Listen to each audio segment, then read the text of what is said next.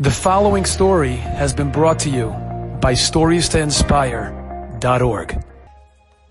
Anytime I think about this story, and I think about the influence that the Kloisenberger Rebbe had on the people who experienced what I am about to share with you, I think about just this expression, just one Shabbos.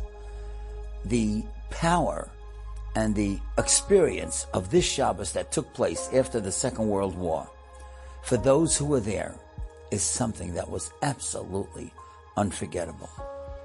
Now we know, Rahman al-Islam, there were many, many people who lost so much of their Yiddishkeit during the Holocaust. And who are we to judge them? We can't blame them. We were not in their shoes. We don't know what they experienced. But one thing is for sure, the Kloisenberger Rebbe, after the war, in the DP camps, DP stands for displaced persons, these people who had no place to go, the Rebbe tried to inspire them, to tell them to keep their emunah, to keep their betochen, to keep Shabbos, and to remain close to HaKadosh Baruch Hu. Wasn't an easy task, but he was in the DP camp called Felderfink. And the first Shabbos after the war, he got people together. He tried anyway. And he said in Yiddish, in his Hasidic accent, Magait Firin Shabbos, we're going to make Shabbos. And he tried to get a minyan together to daven Kabbalah Shabbos. Wasn't easy. Not too many people were interested in davening Kabbalah Shabbos, that first Shabbos.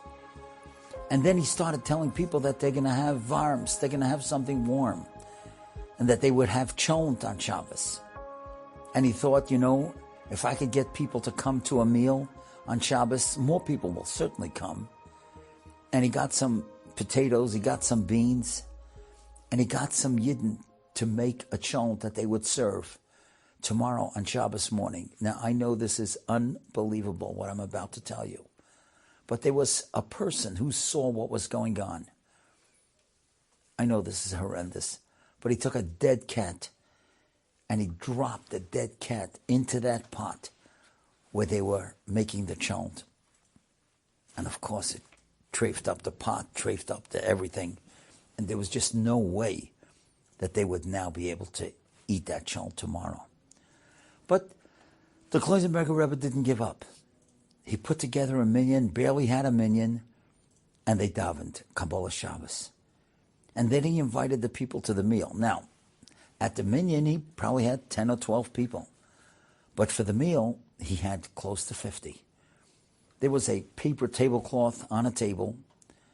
Many of the people were coming just for the meal. Many of them were not even wearing yarmulkes, not even covering their heads. The Rebbe didn't say anything. He started singing Shalom Aleichem. And he started crying. Shalom Aleichem Malchei HaSharais. He was able to welcome the Hilig HaMalachim. They could never sing that in the concentration camps. And if they did sing it, they sang it quietly to themselves. Maybe they just said it. Who could sing anything in the concentration camps? And he was singing Shalom Aleichem, and he was trying to get the people to join him. Some did, most didn't. They just stood there. They were waiting for the food. And finally, he sang Tzeischem L'Shalom and kind of escorted the Malachim as they left. And then he started saying the most incredible tefillah, Rabbi Kol Olamim. You have to see these words. I don't know if you say it every Friday night, but it is a very, very moving and special tefillah, especially the way the Rebbe was saying it. I'd like to read you the words. And he was crying, and he said, Rabbi Kol Olamim, Adon Kol Haneshamos, Adon HaSholoi. And then he started going through the words of this tefillah, which of course he knew by heart. And then he said this, and he was crying, and the people couldn't believe it. Moida ani lefanecha Hashem elakav elakei avasai. I thank you, Hashem. Al kol hachesed asher asisei imodi, and all the chesed that you did for me. And people were wondering, what chesed did Hashem do for him? He lost 10 children and his wife in the camps, in the Holocaust.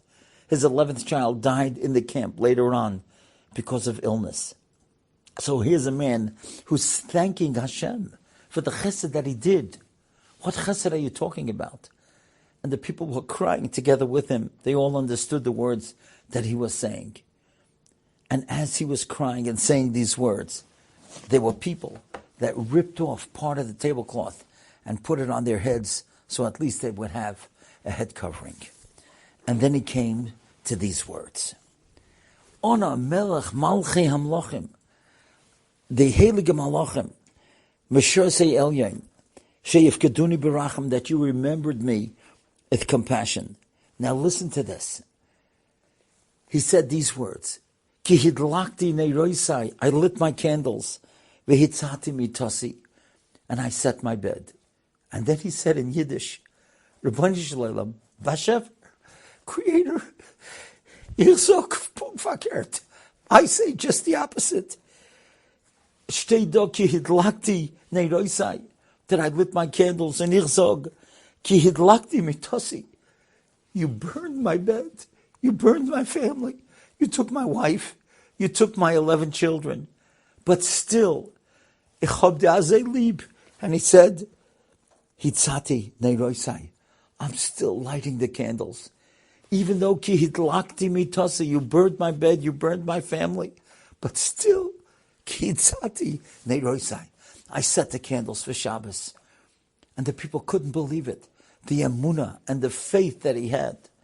And he said, I love you so much that even though that he went through what he went through, still he was lighting the candles for Shabbos.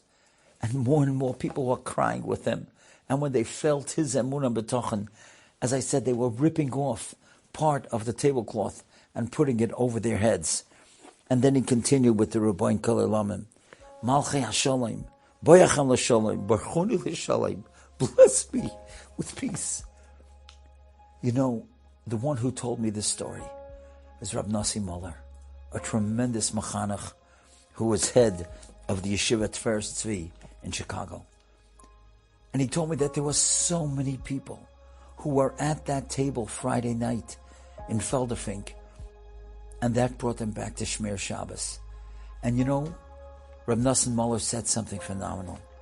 He said, V'shomru v'nei Yisrael es HaShabbos. It's singular, just one Shabbos. Lasois es HaShabbos l'dorei sechem. That inspired them to keep the Shabbos for generations.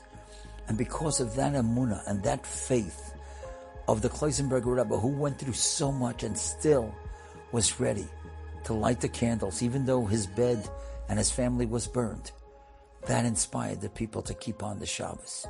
So it was only that just one Shabbos that they saw and they experienced with the Rebbe, but that carried them for the rest of their lives, that they should rebuild their families, children and grandchildren and great-grandchildren.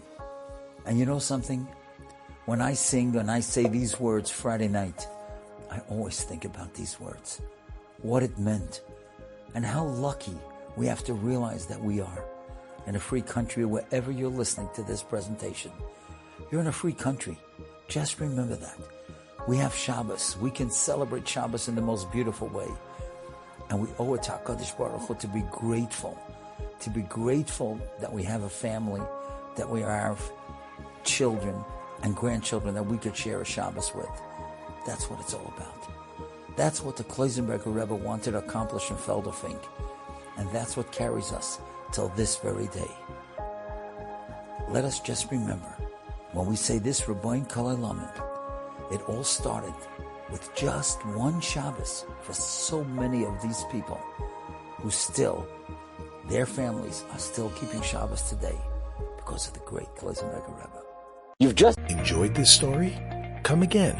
Bring a friend. StoriesToInspire.org